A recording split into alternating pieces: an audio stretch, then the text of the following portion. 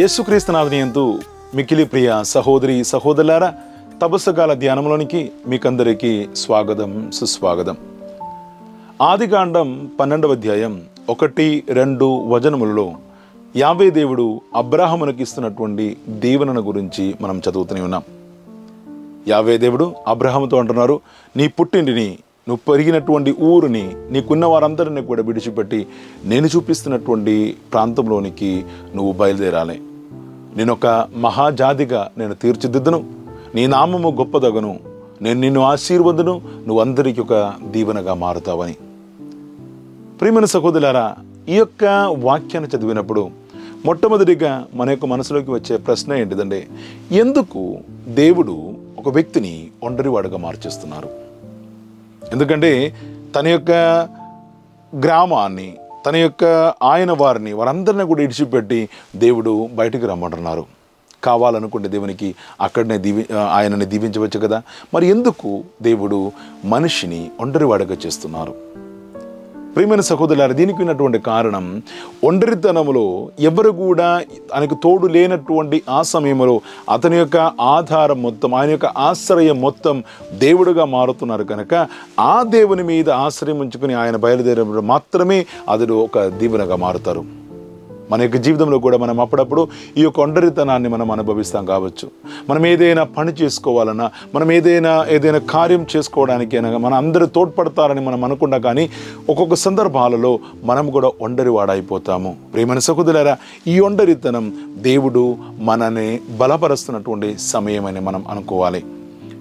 యేసు ప్రభువు కూడా కలువరి మీద వేలాడుతున్నటువంటి సమయంలో, శిలువ మీద వేలాడుతున్నటువంటి సమయంలో ఆయన కూడా ఈ ఒంటరితనాన్ని అనుభవించాడు.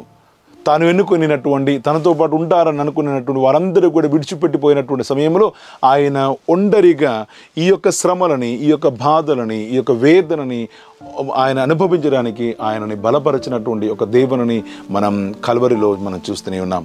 కావున ఒంటరితనంలో మనం భయపడని అవసరం లేదు, ఒంటరితనంలో మనం బాధపడని అవసరం లేదు. మన యొక్క జీవిత యాత్రలో దేవుడు మనల్ని ఒంటరివాడుగా చేస్తున్నట్లయితే ప్రియమైన సహోదరులారా, ఆ దేవుడు తన యొక్క సాన్నిధ్యముతో, తన యొక్క సహవాసముతో మనల్ని బలపరచుకోవడానికి ఈ విధంగా చేస్తున్నారని నమ్మకంతో మనం ముందుకు వెళ్ళాలి. 2వ వాక్యంలోనికి వచ్చినప్పుడు యావే దేవుడు అబ్రాహామునికి ఇచ్చినటువంటి 4 దీవెనలు ఉన్నాయి. 1, నేను ఒక మహాజాతిగా తీర్చిదిద్దుతాను, నీ నామము గొప్పదగను, నిన్ను నేను దీవింతును, దాని తర్వాత నువ్వు అందరికీ ఒక దీవెనగా మారుతావని. కానీ అబ్రాహాము యొక్క జీవితాన్ని మొత్తం చూసినట్లయితే ఈ యొక్క దీవెనలు అది ఫలించిందా లేదా అని మనకు నమ్మడానికి కొద్దిగా ఇబ్బందిగా మారుతుండే కావచ్చు. ఎందుకంటే అబ్రాహాం చనిపోతున్నటువంటి సమయంలో ఆయనకి స్వంతముగా ఉన్నది అని చెప్పడానికి, ఆయన తన యొక్క భార్య అయినటువంటి సారాన్ని సమాధి చేసుకోవడానికి ఆయన కొన్నటువంటి మాక్పలలో ఎఫ్రాతులో కొన్నటువంటి ఒక చేను, ఒక గుహ తప్ప వేరేమీ కూడా ఆయనకి సొంతంగా లేకుండే.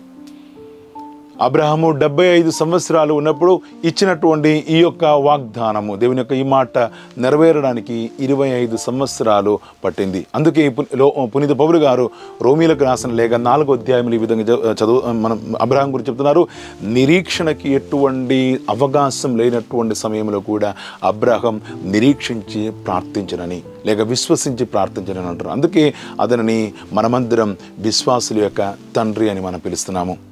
ప్రియమైన సహోదరులారా, అబ్రాహాముకి ఇచ్చినటువంటి ఏ ఒక్క దీవెన కూడా పరిపూర్ణం కాలేదు అని మనం ఈ యొక్క వాక్యమును మనం చదువుతున్నప్పుడు మనకు అర్థమవుతుంది. కానీ ఇప్పుడు మనము ఈరోజు మన యొక్క భవనంలో కూర్చొని ఆ వ్యక్తిని గురించి ధ్యానిస్తున్నట్లయితే ఆ దేవుడు ఆ రోజు ఇచ్చినటువంటి దీవెన ఈరోజు పరిపూర్ణం అవుతుందని మనం అర్థం చేసుకోవాలి. ఎక్కడో పుట్టినటువంటి అబ్రాహాం గురించి ఈరోజు మనం మన యొక్క భవనంలో కూర్చొని మనం ధ్యానిస్తున్నట్లయితే ప్రియమైన సహోదరులారా, దేవుడు ఆయనకి ఇచ్చినటువంటి దీవెన, నీ యొక్క నామము గొప్పదగనని చెప్పినటువంటి ఆ నామము, ఆ యొక్క ఆశీర్వాదం నిండిపోతుంది.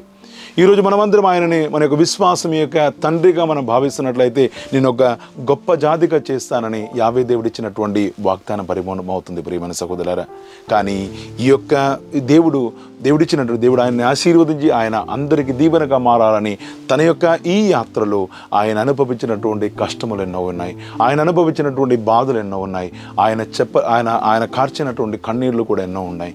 కానీ ఇవన్నీ కూడా ఆయన ఓపికతో ఆయన భరించినప్పుడు ప్రియమైన సహోదరులారా, ఆయన ఈరోజు ఒక దీవెనగా నిలుస్తున్నారు. ప్రియమైన సహోదరులారా, ఈ తపస్సు కాలం మనకిస్తున్నటువంటి సందేశం కూడా ఇదే. దేవుడు మనకు కూడా ఇస్తున్నటువంటి ఆశీర్వాదం ఇదే. నిన్ను ఒక దీవెనగా మార్చేస్తానంటున్నారు. కానీ దీవెనగా మారడానికి ఉన్నటువంటి మన యాత్రలో మనకు వస్తున్నటువంటి కన్నీళ్ళని, మనకు వస్తున్నటువంటి దుఃఖములని, మన యొక్క శ్రమలని అన్నిటిని కూడా దేవుని యొక్క చిత్తమేను తెలుసుకొని ఆ పరిపూర్ణంగా మనల్ని దేవుని మీద ఆధారపడి మనం పరిపూర్ణంగా దేవుని మీద ఆశ్రయించి మనం జీవించినప్పుడు మాత్రమే ప్రియమైన సహోదరులారా మనం ఒక దీవెనగా మారేది. కావున ఈ తపస్సు కాలంలో మనకు వస్తున్నటువంటి ప్రతి బాధలని, ప్రతి కష్టములని దేవుడు మనల్ని బలపరచడానికి తన యొక్క పని కోసం మనల్ని సంసిద్ధం చేస్తున్నటువంటి కార్యమే, ఒక అవకాశమే. మనకు వస్తున్నటువంటి సమస్యలు, మన యొక్క శ్రమలను తెలుసుకొని దానిని సంతోషపూర్వకంగా స్వీకరించి దేవునికి విధేయులుగా జీవించడానికి మనం ప్రయత్నం చేసుకుందాం. తద్వారా మనము మన యొక్క కుటుంబానికి, మన యొక్క గ్రామానికి, మన యొక్క విచారణకి మనం దీవెనగా మారే విధముగా మనల్ని ఆశీర్వదించమని మనం ప్రార్థన చేస్తాం. ఈ ప్రార్థనతో మనం ముందుకు సాగుతాం. దేవుడు మనందరినీ దీవించును గాక, ఇప్పుడును ఎప్పుడును ఎల్లప్పుడును. ఆమేన్.